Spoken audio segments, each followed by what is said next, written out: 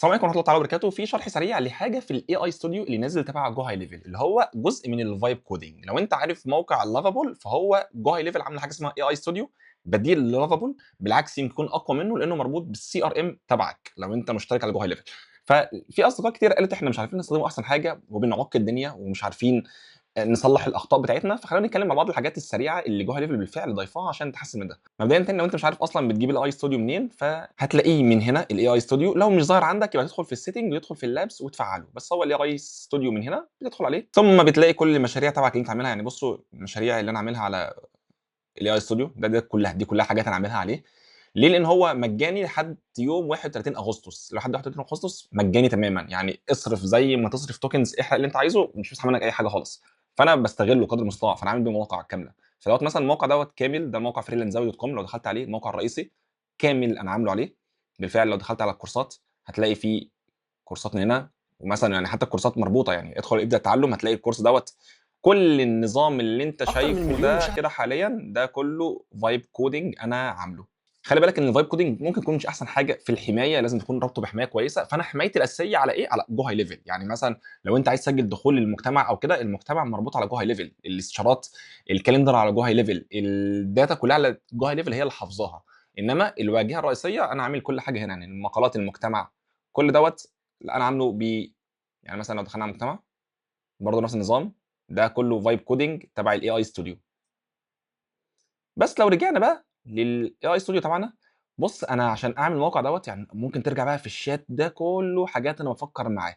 انا احيانا كنت برجع لشات جي بي تي واقول له انا عايزك تعمل لي الموقع الاتي، بفكر مع شات جي بي تي اقول له انا عايز موقع عامل ازاي، باخد الافكار. فده هتلاقي اول برومبت عندي انا مديهوله، ثم طلع لي نسخه.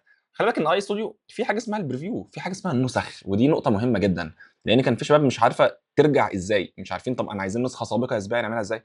في حاجه هنا اسمها الهيستوري، ده بيقول لك الهيستوري بتاعك. بص انت كل خطوات بتعملها هو بيسجلها.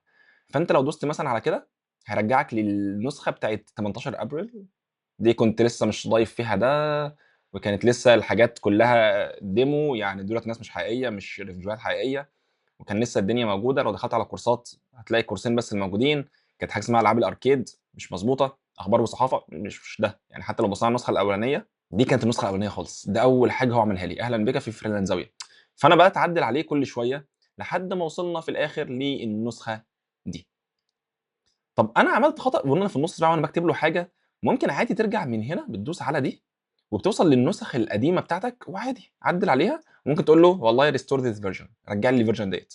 لا خليك في الفيرجن ديت، عدل كذا، اعمل كذا. فده بكل بساطه ما تقلقش خالص، يعني الموضوع معاك سلس جدا. عدل كل حاجه انت عايزها. في حاجه تانية ان هم عدلوا في حاجه اسمها بقت الفيجوال اليمنتس من هنا. دي نازله بقى لها حوالي شهر ونص تقريبا، بس كتير ما كانش عارفها.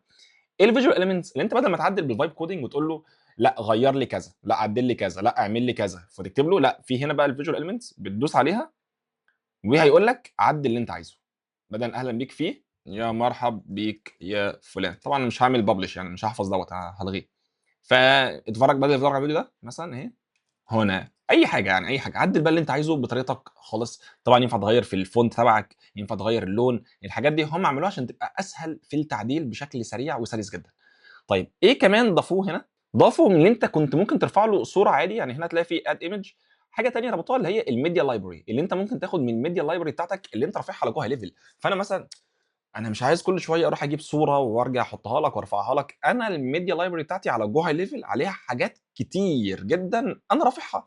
فبكل بساطه ممكن تختار من هنا تبع الميديا لايبرري بتاعتك وترفع له الصور اللي موجوده عندك متخزنه بالفعل على جو هاي ليفل عشان تبقى سريعه وسلسه جدا. ده كده الركن الاول. طيب الركن الثاني بقى، عشان مثلا لما حد بيقول لي تسجيل الدخول، تسجيل الدخول بص هيفتح صفحه ثانيه، بيفتح صفحه الاكاديميه بتاعتي عشان حد يدخل عليها. ايه الاكاديمي دي يا سباعي؟ دي الممبر شيبس اللي عندي على جو هاي ليفل. الجزء اللي انا رابط عليه بقى كل الكورسات تبعي، اللي انا رابط عليه المجتمع كله، اي حاجه موجوده فمربوطه على جوه ليفل منها بالمناسبه المجتمع بتاعنا اللي هو جوه ليفل والسباعي. المجتمع دوت نزل فيه كورسين جداد، كورسين للايميلات اقويه جدا الحمد لله. انا تقريبا باعت ما يقرب من نص مليون ايميل على جوه ليفل فقط في اخر سنه ونص. فشارح لك العمل دوت ازاي. نزلت لك كورسين جداد. طبعا احنا كده عندنا 3 كورسات مبتدئين صناعه محتوى رقمي بالتفصيل، ماتيريال مهمه. الكورسين دولت فقط عندنا في المجتمع بتاع الاساسيات الايميل ماركتنج، الاساسيات تعمل سيت اب الايميل ماركتنج ازاي، تظبط كل حاجه ازاي، كمان المستوى الادفانسد، ازاي تجيب الليد ماجنتس، ازاي تبعت للناس، ازاي تضمن ان شاء الله الايميل تبعك يوصل الانبوكس ما يوصلش في السبام وهكذا. دي من أقوى الحاجات اللي فرقت معايا، اللي مبيعاتي شخصيًا شغال بيها أكتر حاجة. العُملا باشتغل معاهم أحيانًا باضبّط الgo high level تبعهم عشان أضبّط لهم الإيميل campaigns تبعهم، الfollow up تبعهم، كل حاجة. فدُولة كورسين حاطط فيهم خبرتي كاملة بإذن الله. طبعًا تقدر توصل لكل الmaterial ديّة مجانًا، لو عندك أي أسئلة تسألها لنا، المجتمع ده كله بينزل فيه كل حاجة، عن طريق أنت لو اشتركت من خلالنا على gohighlevel.com اللي هو هنا /سباعي، هيدخّلك على الصفحة دي.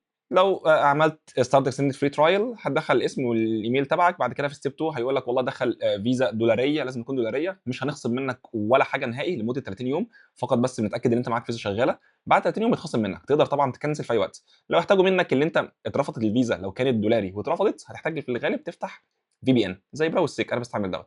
browsec start VPN عادي من إنجلترا، مجاني على كروم. ففي الوطن العربي بتحتاج للأسف VPN، فهتفتح VPN هتسجل على طول، هتاخد 30 يوم for free تجرّب فيها جو هاي ليفل. تجرّب ممكن حاليًا كمان تجرّب الAI Studio بما إنه مجانًا، في ال30 يوم كمان هتاخده مجانًا، ما فيش أي مشكلة خالص. لقيت جو هاي ليفل مش مفيد ليك، كنسل اشتراكك في أي وقت، مش هيخصموا منك أي حاجة نهائي. فده مثلًا ده المجتمع بتاعنا عامله هنا بالفعل على جو هاي ليفل، بالفعل في مجتمع تاني فريلانس زاوية VIP وده شرحنا كل حاجة عنه بالضبط، المجتمع فيه 268 شخص، ده باشتراك شهري، وشرحنا إزاي تعمل automation ليه، هتلاقيه على اليوتيوب for free، وهاسيب لك اللينك بتاعه في الdescription من تحت بإذن الله، اتفرّج عليه، فيديو مهم جدًا لو أنت عايز يبقى عندك مجتمع باشتراك شهري بيتجدد، بتعمل automation، بتعمل كل حاجة، بتعمل events، بتعمل كل حاجة موجودة عليه، هتلاقيني شارحه لك بالتفصيل. فأنا في الAI Studio قُلت له اعمل لي header في الرئيسية في الكورسات ألعاب فريلانساوية وكل حاجة، ومدّي له لينك تبع كل حاجة فيها، قُلت لهم حد يدوس على تسجيل الدخول ابعتوا للأكاديمية بتاعة الmembership تبعنا على جو هاي ليفل. ليه؟ لإن أنا محتاج إن تسجيلات الدخول كلها تبقى أنا متأكد من إن في حماية عليها، في حفظ عليها، كل حاجة مربوطة، فدوّة معمول على إيه؟ معمول على جو هاي ليفل.